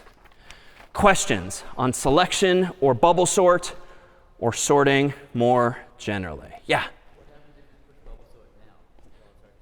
Oh, good question. What happens if I press bubble sort now, knowing that it is already sorted? Let's see if this visualization's implementation is the smart version with that additional conditional, or if it just goes back and forth and back and forth. Ooh, not well implemented. Notice that they are just blindly doing the first version of my code where there's no additional check. Did I do any swaps? Because even though you're seeing pairs of pink, none of those bars are actually moving. So this is both big O of n squared and omega of n squared, aka theta of n squared, aka poorly implemented in this case. Missed opportunity for them to have done this. I don't know if you need to be convinced that it's not going to do anything, but all right. It'd be like holding in a sneeze if we don't go to the end. Almost done, almost done, almost done. And no useful work was done. But it's now indeed sorted. All right, can we do better than selection sort? Can we do better than bubble sort? Yes, and there are dozens, hundreds, I mean maybe thousands of different sorting algorithms out there. And in fact, bubble sort and selection sort can be useful in the real world. I mean, I have actually in like research projects quickly whipped up in code an implementation of one or the other because it's just so relatively easy. Like first time through it, like you're going to make mistakes, you're going to have buggy code, but they're relatively easy algorithms that you don't have to think hard about. And in fact, sometimes it's faster to whip up a bad algorithm and just let the code run than spend more time writing a better algorithm only for it to be done like this. It's kind of a wash sometimes in the real world. But in practice, what we're going to find is you and I, except for something like a homework assignment, are not going to be in the habit of writing sorting algorithms anyway. We're going to use a library like a lot of those other functions, but you'll understand what algorithms are actually doing for you underneath the hood. So what is a technique we can bring to bear on this problem that might help us think about the problem a little bit differently and maybe help us solve the problem better? And by better, I mean, let's stop repeating ourselves by touching those elements again and again and again. Let's really try to minimize the number of comparisons we're doing, because that's what was getting computationally expensive in terms of time. So here, for instance, is an algorithm we've seen before, namely searching for things behind doors. So this was binary search. Same as before, whereby instead of looking for 50, I'm more generally looking for a number behind the middle door, or to the left of the middle door, or to the right of the middle door. Even though I didn't call it this earlier, it turns out that this algorithm, as we used earlier today, is an example of what's called a recursive algorithm. A recursive algorithm is one that calls itself. or put more plainly, in the world of C, and frankly in the world of mathematics, a function is recursive if it calls itself. Now, we've used main in C code, and we've called getInt. We've used main, and we've called getString. What if main called main, for instance? That would be an example of recursion, but generally frowned upon to have main call main. But we could certainly have another function that we write that maybe does call itself toward a useful end. So why is that? Well, notice that in this algorithm from earlier, binary search, it's already implicit that this search algorithm is using a search algorithm, because I left it unstated. Well, what does it mean to search the left half? Well, implicitly, to search the left half means shorten the list by half and then do all this again logically. Just apply the same logic to a smaller data set. And because when we went left or right or left or right, both this week and in week 0, because we kept shrinking the problem, it's OK if you keep doing the same algorithm again and again. The problem's getting smaller, so eventually you're going to have no doors left, or eventually you're going to find the number you're looking for. So these cases here, where you have very specific cases, like if there are 0 doors left, or if I found the number I'm looking for, those are generally what are called base cases, where the thing sort of bottoms out logically, and you get back an answer at that point no matter what. These 2 lines that I've highlighted are generally called recursive cases, whereby you don't get an answer yet, you have to do more work by generally shrinking the size of the problem and doing the same logic again. So a recursive algorithm or recursive function is one that calls itself, that uses itself, but hopefully on a smaller and smaller size problem. All right, so with that said, here is the same pseudocode from week 0, when I was searching the physical phone book looking for John Harvard, for instance, trying to call them if the number is there. Notice that in week 0, I actually used very deliberately a loop. It was not called that per se until we slapped some terminology on this algorithm, but I literally said, go back to line 3, go back to line 3. And then we said, you can call these things loops. And it means sort of visually you're going back and back and back. But this could be rewritten, this algorithm from week 0. We could do something like this. Instead of saying, open to the middle of the left half of the book, and then go back to line 3, which really just means search the left half, or search the right half, why don't we just say that? So let's collapse these 2 pairs of lines from week 0 and just say search the left half of the book, search the right half of the book. I can now get rid of the blank lines and kind of tighten the algorithm up. And now it's a shorter chunk of pseudocode, even though it's sort of left unsaid. Well, what do you mean search the left half? What do you mean search the right half? Well, who cares? I don't need to tell you how to search half of a book. I've told you how to search a whole book. So just use the same logic to search half as many pages, half as many pages, half as many pages. So whereas the previous version of this code here is an iterative version of our code insofar as it uses loops, this version now is a recursive version of that same algorithm. So sometimes you can solve problems with iteration, that is loops, or with recursion, and sometimes one problem is just better suited for one or the other. And among our goals in the coming weeks is to help you identify when you might want to use one technique or another, but generally iteration tends to be the more comfortable approach. But let's see this in context. There is, I've claimed, recursive algorithms, recursive code, as in here. There's also recursive physical structures in the world. Like here's that pyramid from Mario, this one being pretty short and of height 4. Let me get rid of like the distractions of the background. This physical structure is recursive in some sense. Why? Well, this pyramid of height 4 is really just a pyramid of height 3 plus one more layer of bricks. Well, what's a pyramid of height 3?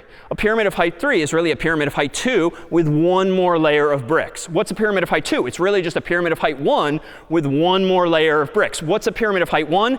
Just a single brick. So that last statement is sort of a base case. At some point, I can't just keep like dragging things out and telling you how one is based on the other. At some point, I just have to say pyramid of height 1, it's just a single brick. Stop.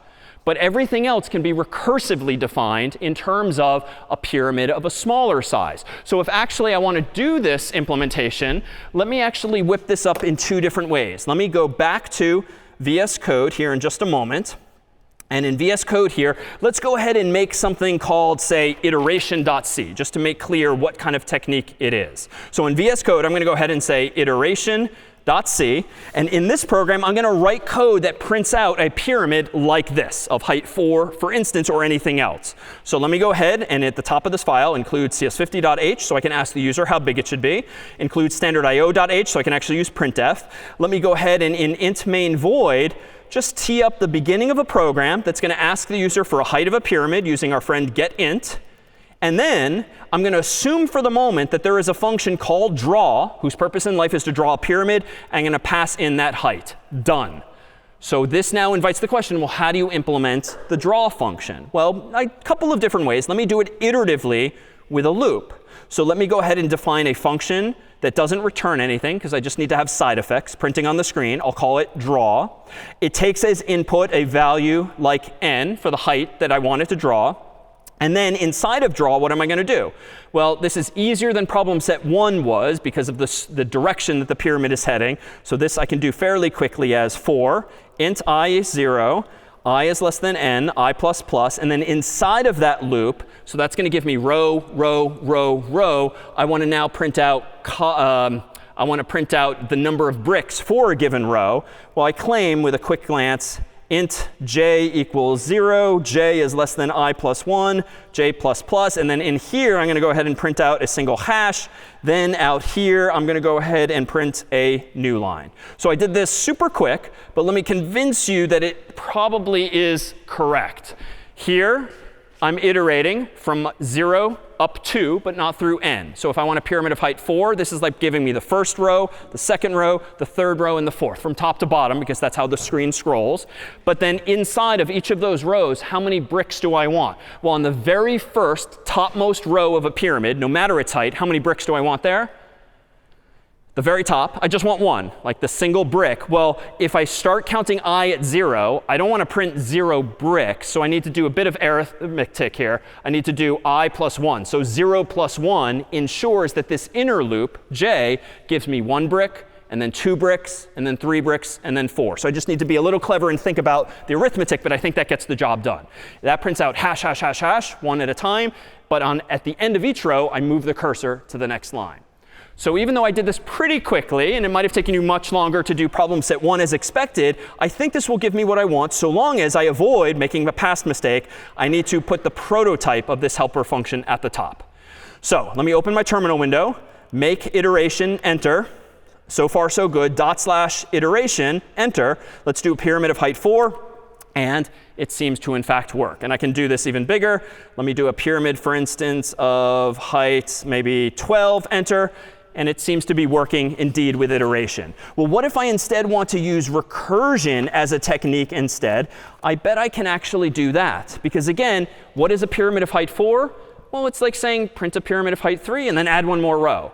Well, what's a pyramid of height 3? Well, print a pyramid of height 2 and then add one more row. What's a pyramid of height 2? Well, print a pyramid of height 1 and then add one more row. The only problem that's interesting is how do you print a pyramid of height 1? Well, just print a single brick. So curiously, that kind of thinking will actually give us a fundamentally different solution. So let me do this. Let me shrink my terminal window and close iteration.c. Let me open a file called recursion.c, just to make clear what technique I'm using. Let me include CS50.h at the top. Let me include standard io.h at the top, int main void again.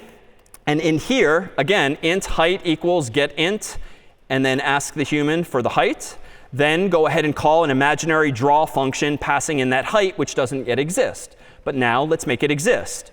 This function will, again, return no value, because it's just going to print some side effects to the screen. It's called draw, and it takes in the height. Call it n, or whatever you'd like. Inside of this function, let's go ahead and consider what our base case is. And I could say if the pyramid is of height 1, go ahead and print 1 brick. But you know what? Even easier. How do you print a pyramid of height 0? You do nothing. So I bet I can be even more clever here and just say if n equals 0, equals 0, then go ahead and just return. Don't return a value because it's void. Don't print anything. If you want a pyramid of height 0, you got it. I don't have to do any work whatsoever. If I really want to be careful, I can say if you somehow do something crazy like give me a negative number, I'm also not going to do anything because that makes no logical sense. But that's just more of a finer detail.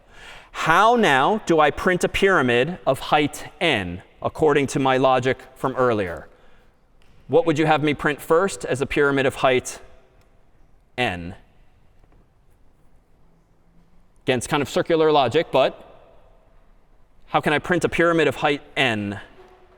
I think I can draw a pyramid of height n minus 1, right? Which doesn't even seem logical because I haven't even solved the problem yet, it would seem. But if, again, you believe me that a pyramid of height 4 is really just a pyramid of height 3 plus one more row, that is what I've expressed thus far. Print a pyramid of height 3, but now I have to print one more row. Well, the one more row is actually trivial. Why? Because when I have a pyramid of height 4, what should the width be of the bottommost row? 4. So it's nice. N equals n. Like, it's exactly what we want. So I can do this pretty mindlessly in code. For int I equals 0, I less than n, I plus plus. And then in this for loop, I think, in this for loop, I can just print out a single hash mark. And then at the bottom of that, I can print out a new line.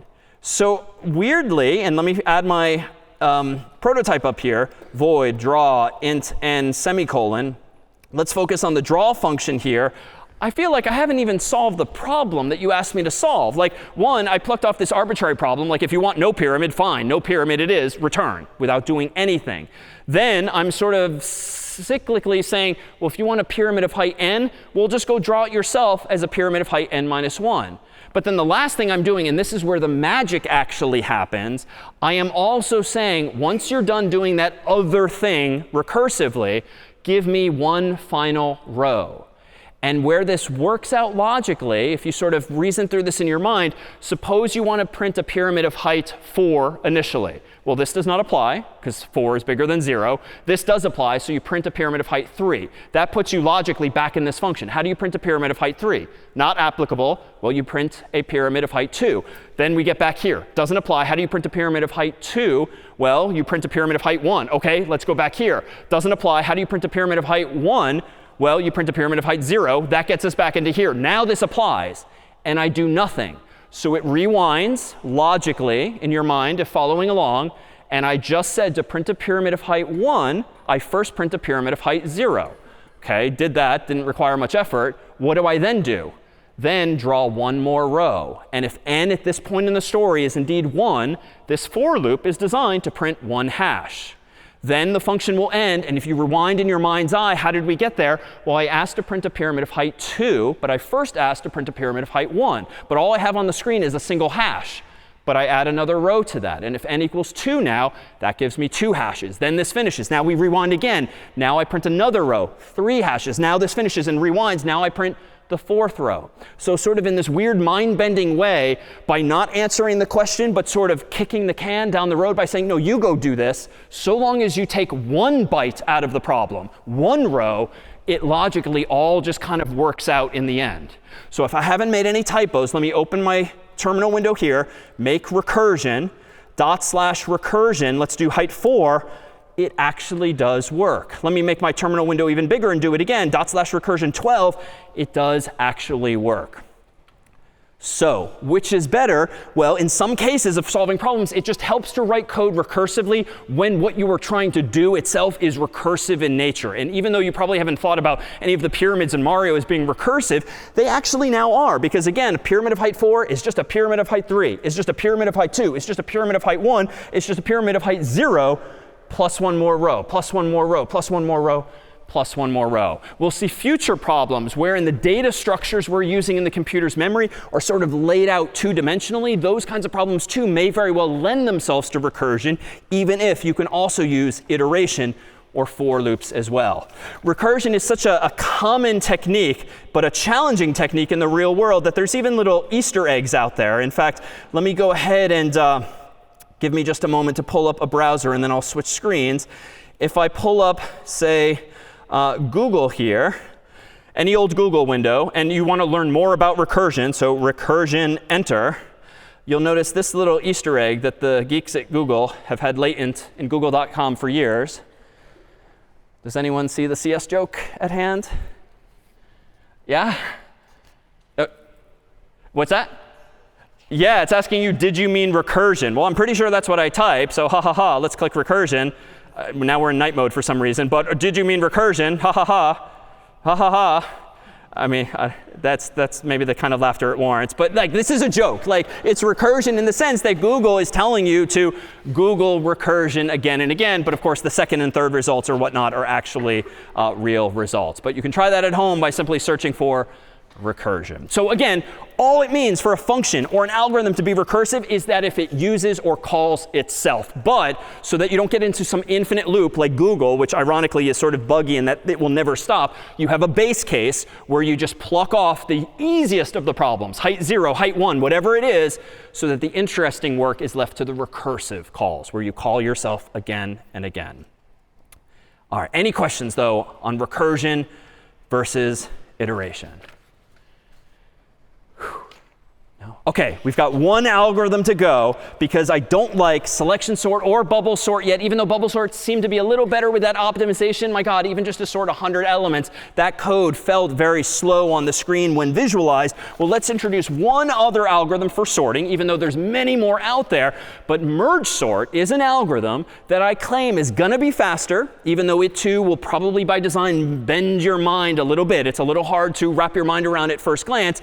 But among its ingredients are going to be recursion. So the algorithm for merge sort is essentially this: 3 lines of pseudocode, which in and of itself sort of hints at the sort of mind bending. Sort the left half of the numbers, then sort the right half of numbers, then merge the sorted halves. So like that is literally merge sort. If you are handed a whole bunch of numbers, like an array of numbers like we were earlier before the break, how do I go about sorting all of them? Well, first sort the left half, then sort the right half, then merge the sorted halves. And the first 2 lines here right, feel kind of obnoxious. Like I ask you to sort n numbers, and you say, well, you go sort these numbers and then sort these numbers. Like I haven't actually given you a solution to the problem. But there's some magic in this last step: merge the sorted halves. So what do I mean by that? Well, first, let's consider the base case. If I give you nothing to sort, you can pluck that one off trivially. Just quit. If there's only 1 number or heck 0 numbers, you're done. And so that case is easy. But the recursion is clearly manifest in these 2 lines because this is an algorithm called merge sort. And if I'm telling you to sort the left and sort the right, well, you're probably going to use the merge sort algorithm to do that. But the problem's going to get smaller and smaller. So let's focus on what it means to merge 2 sorted halves. So wonderfully, during the break, we replaced the lockers with these here shelves. And on these shelves are 2 sorted lists of size 4. The whole list is not sorted because notice I got 1, 3, 4, 6, but I've got 0, 2, 5, 7 over here. Suppose, though, I want to merge these 2 sorted lists together, each of size 4, into one bigger list of size 8. How can I go about doing that? Well, this is what it means to merge 2 sorted lists. You point at the first element of the first list, maybe with your left hand. You point at the first element of the right list, maybe with your right hand. And you compare those 2 values. And obviously, if I'm pointing at 1 over here and 0 over here, which is the smaller of the 2? Well, of course, 0. So what do? I take it physically here. I'll light it up for dramatic sake. And I'm going to put it into its appropriate location up here. Now, my left hand is still pointing at the 1 on this list. My right hand is going to move to the right and point at the 2. Same thing. How do I merge these 2 sorted lists, one of size 4, one of size 3? Well, I compare what I'm pointing at, the 1 and the 2. Let me go ahead now and pluck the 1 off and put the 1 at the very top there. Now my left hand and right hand are pointing at 3 and 2 respectively. I compare. 2, of course, is smaller. So I grab this, light it up, and put it up there. Now I'm pointing at 3 and 5. 3, of course, comes next. I turn its light on, and I put it in its right spot up here. Now I'm pointing at 4 and 5. 4 comes next. So I do this. Now I'm pointing at 6 and 5. 5 comes next. So I turn this on and plop it up here. 6 and 7. Notice I'm down to 1 element in each list. I'm almost done merging. I pluck off 6. Now I don't have any more work to do with my left hand. My right hand finishes here. And I have merged the 2 lists together. How many steps did that take? Well, there's 8 elements total, 0 through 7. And every time I made a comparison, I moved my left hand or the right hand. So ultimately, I moved each of the 8 elements once and only once. So that's n steps to merge 2 lists of size n over 2 plus size n over 2. And that's it. So that's what I mean to merge 2 sorted lists. But there is something subtle about what I did here. That was pretty straightforward. Seems pretty easy to merge 2 already sorted lists. But why am I using shelves all of a sudden? This is very intentional. I didn't just use a single table like where we had the lockers a moment ago. Yeah? Yes, I'm not shuffling the numbers around. I'm not swapping things around in the same memory as our 8 humans were. I'm kind of cheating and using some extra space, if you will. Literally twice as much space. I started here, and then I used sort of a separate array that was blank for me, sort of allocated but not used, to store that. And this speaks to a fundamental trade-off we're going to start to see. Almost always in computing, if you want to improve the running time of something, you've got to spend some resource. You have to increase the amount of space, maybe, that your algorithm uses. You have to increase the amount of time that you, the human developer, put into figuring out the problem. Case in point, when I said earlier, sometimes I take shortcuts and I'll whip up a very stupid, simple sorting algorithm. Why? Because my time, I'd argue, is valuable when I'm trying to solve a problem, and I'd rather spend time on other things, so I don't spend much developer time, but that means my code is going to be slower as a result. So space, time, development time, money, any kind of physical resource, energy nowadays is something that you can either increase or decrease and have an impact on these other measures as well. So that's only how we go about merging two lists. How do we go about sorting left and right? Well, for this, let me ask Julia to join us up here on stage so that I'll act things out digitally on the screen very cleanly. We'll also mimic what we just did here physically with the physical numbers in order to sort an actual list of values that starts off completely unsorted. So the list we're going to do is this, arbitrarily 6, 3, 4, 1, 5, 2, 7, 0.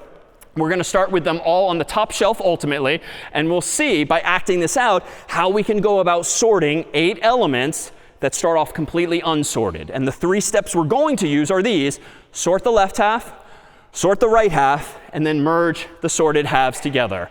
So those numbers again that Julia is putting in place are 6, 3, 4, 1, then 5, 2, 7, 0.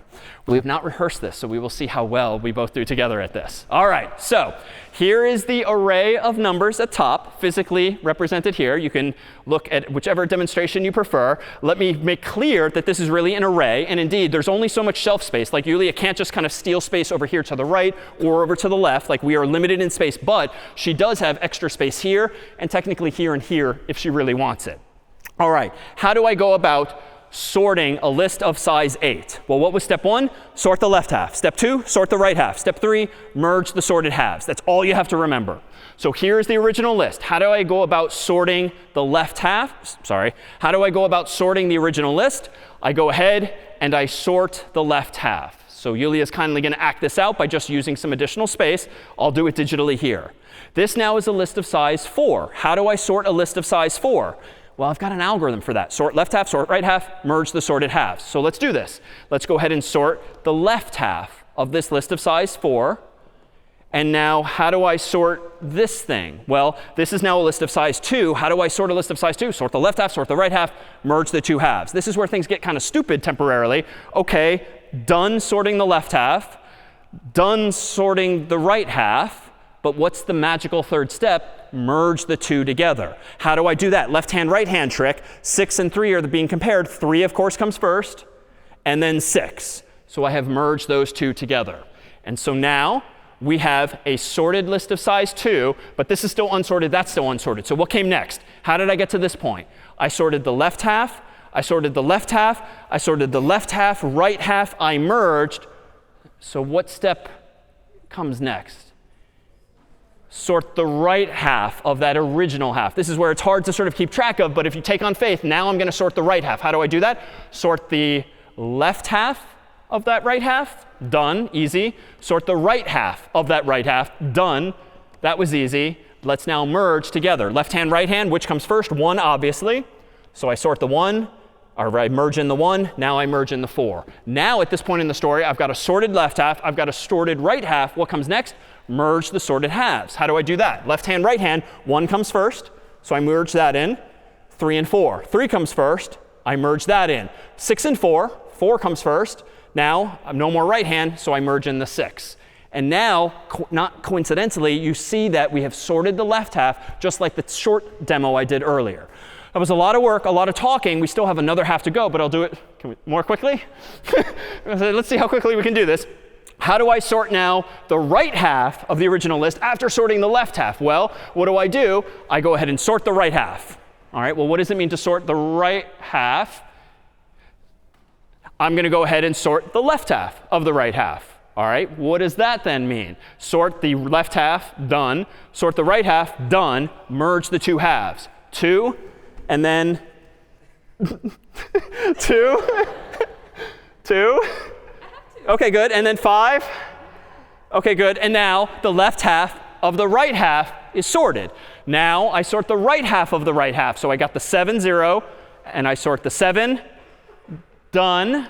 0, done. Now I got to do the merge step, pointing at left hand and right hand. The 0 comes first, then the 7. Now I have sorted the right half of the right half. What's the third step? Merge those two halves. So I point left and right. 0 comes first, then 2, then 5, then 7. And now I've sorted the right half. This is like a really difficult Price is Right kind of thing here. All right, so now we've got we've sorted the left half. We've sorted the right half. What's the final step?